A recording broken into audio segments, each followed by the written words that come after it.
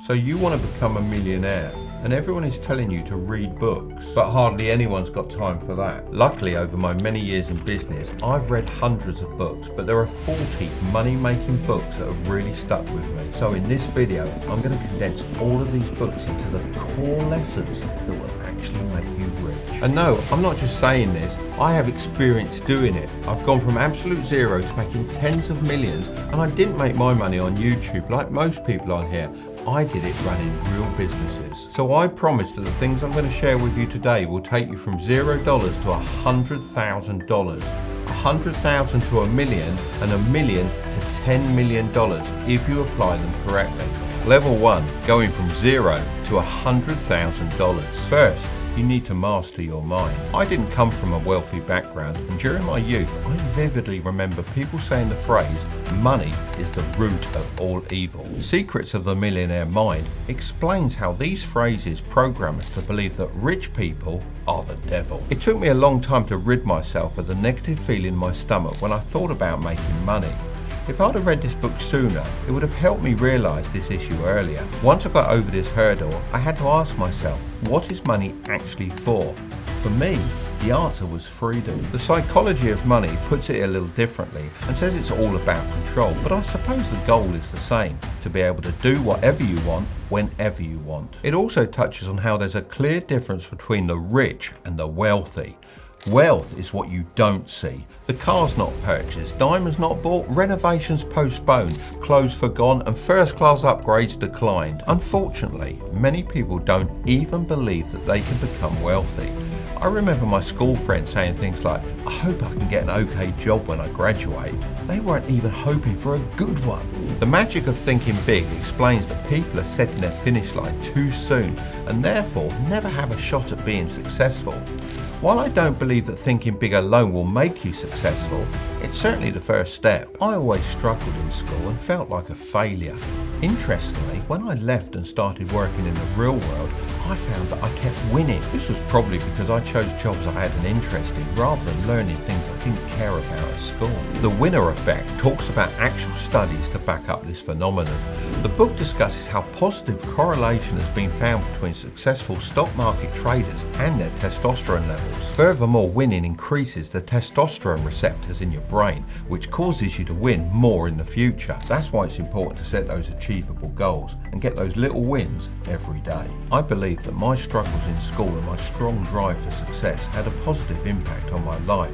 They left me with no other option but to push forward. Think and Grow Rich tells the story about a great commander.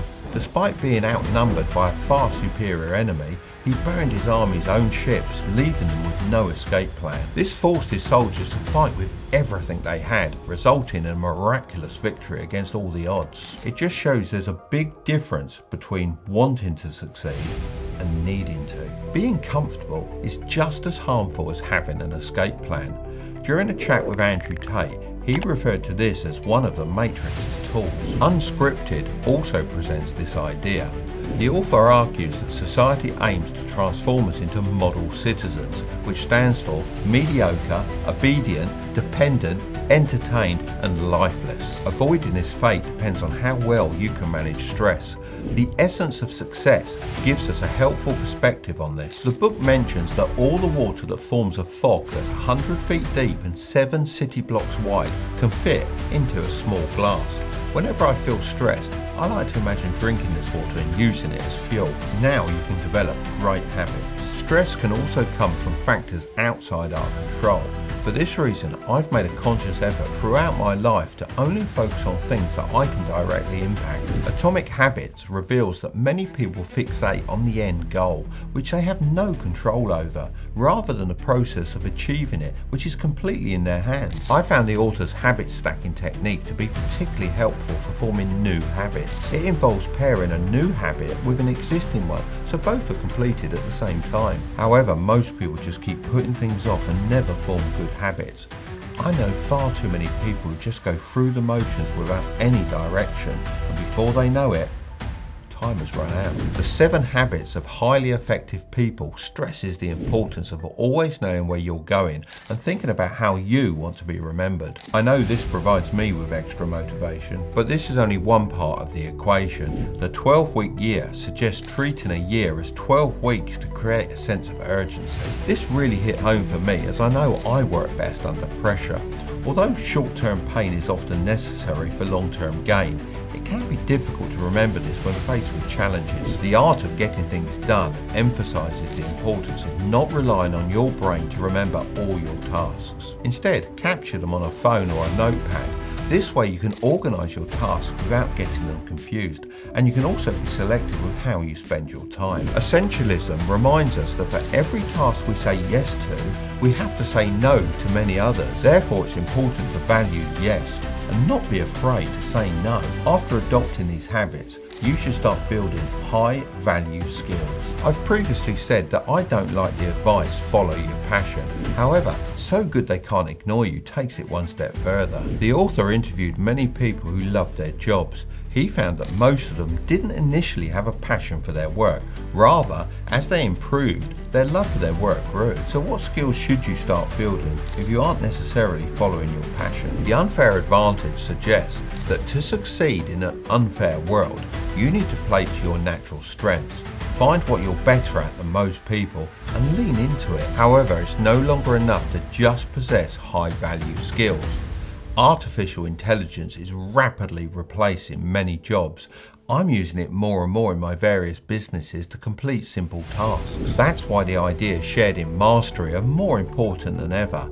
My main takeaway was that you need to develop a unique stack of skills that is nearly impossible to replicate. Still Like an Artist echoes this point when it suggests a copy from multiple inspirations until you have a mix that is truly original. Having this unique skill stack will give you the ability to earn a high income.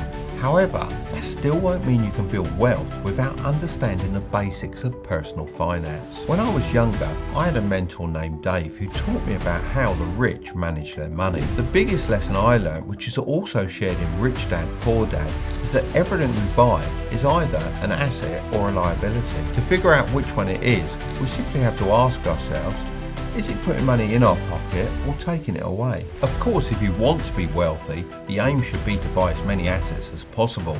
But lots of people don't see the value of investing. Let me ask you this, would you rather have $3 million now or a penny that doubles every day for 31 days? The correct answer is the penny, because it actually turns into $10.7 million.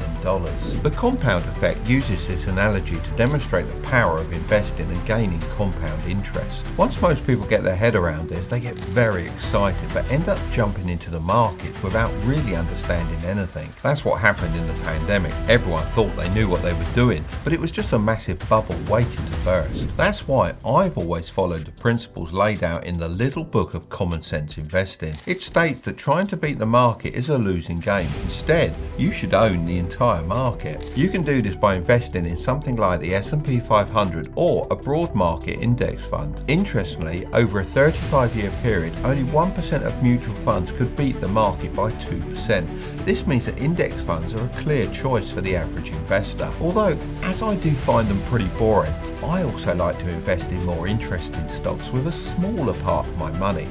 Whenever I do this, I keep in mind that the market is irrational. As the intelligent investor puts it, you should imagine a person coming to your door every day called Mr. Market. One day, he may offer you $2,000 for your stock, and the next, only $500, even though the company may be doing better than ever.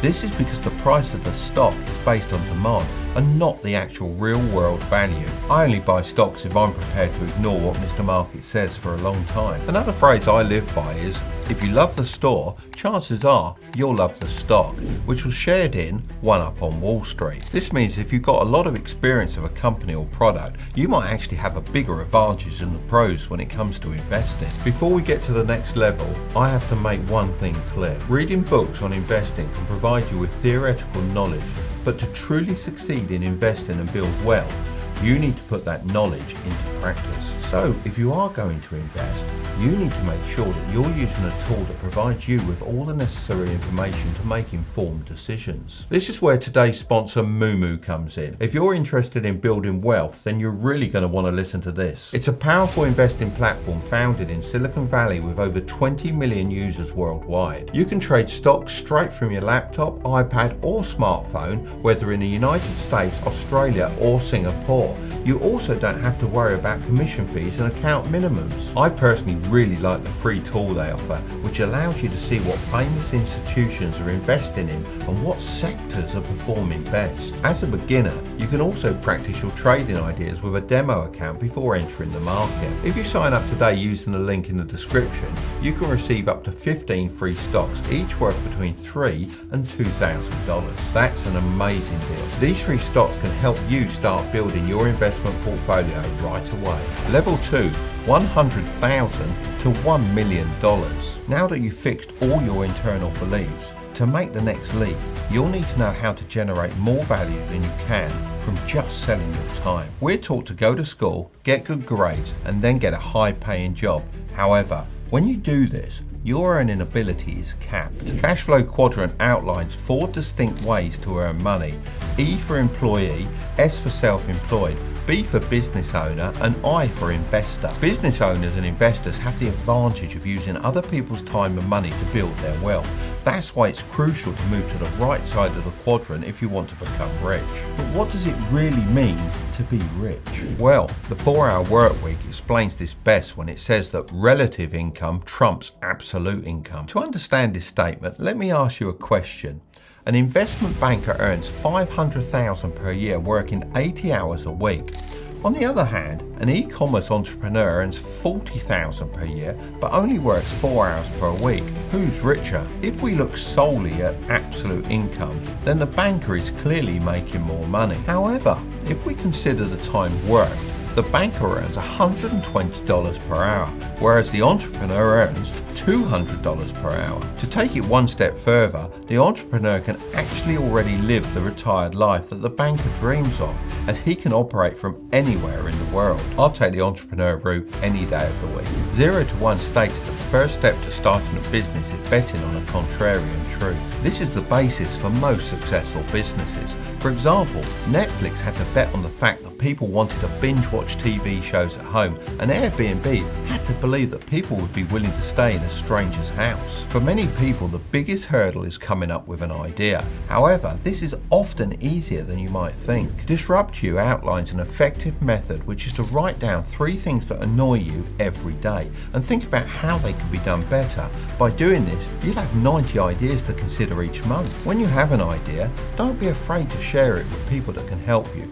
People tend to be too protective of their plans, but the truth is that an idea alone is usually not that great. The Lean Startup emphasizes the importance of execution and the use of the build, measure, learn feedback loop. This approach ensures that you don't create something nobody wants and allows you to pivot and adapt your idea as you go. There was an interesting study conducted on 108 new businesses across 30 industries.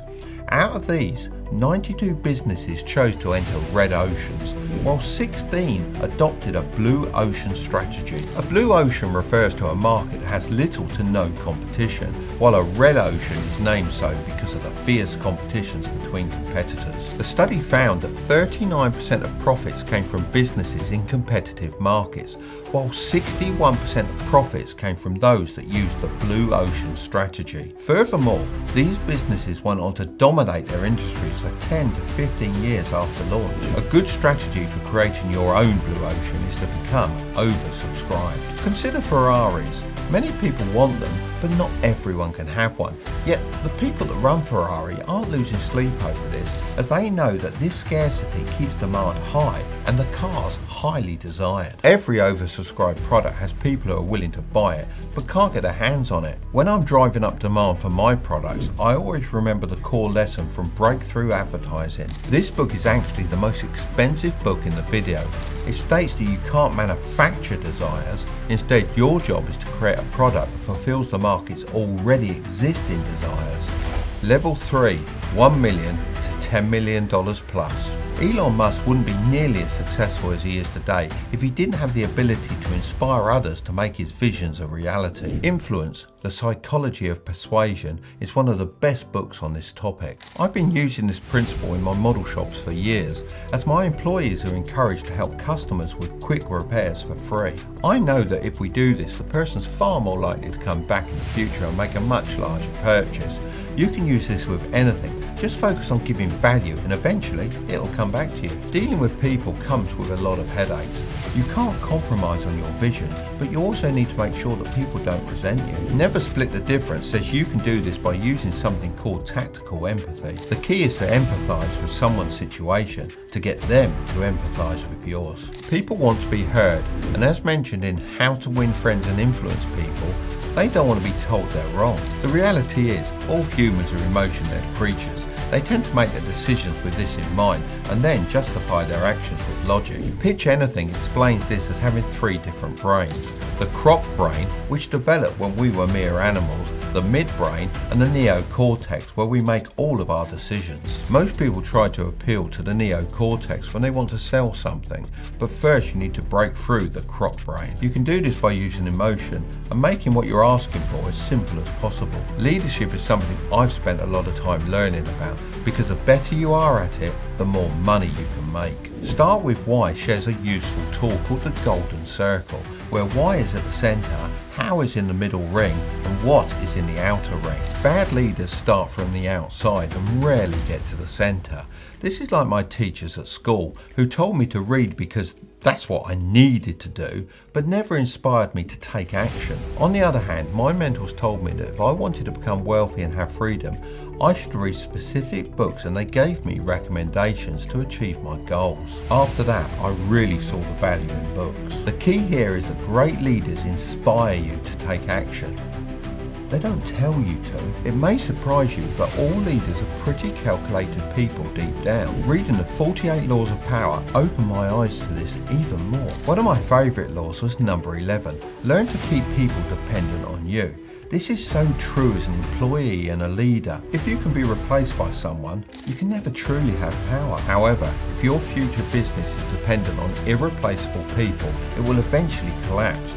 The reason why 80% of new businesses fail is that the person running it does not understand how to build systems and processes. The E-Myth outlines how most people who start businesses are not entrepreneurs, but rather just good at a certain skill. For example, someone who makes good cakes may not necessarily be able to run a successful bakery. These kinds of entrepreneurs often overinvest in their businesses, hoping that one day they will turn a profit. However, what often happens is the income slows down while expenses remain high, leading to the closure of the business and no profit. That's why adopting the strategy described in the book Profit First is crucial. The book proposes that entrepreneurs should run their business with the calculation sales minus profit equals expenses to ensure that they're always profitable. I believe one of the primary reasons I've succeeded in business for so long is by specializing in one specific niche: radio-controlled models. Although it may seem small, I know I could be the best in my field. Good to Great describes this as having a hedgehog mentality. Each day the fox attempts new tactics to catch the hedgehog, but every time the hedgehog rolls into a ball, using this tried and tested strategy to avoid being eaten. Being extremely good in one area makes you rich in the long run. Up until this point, I haven't discussed world events as they relate to the bigger picture.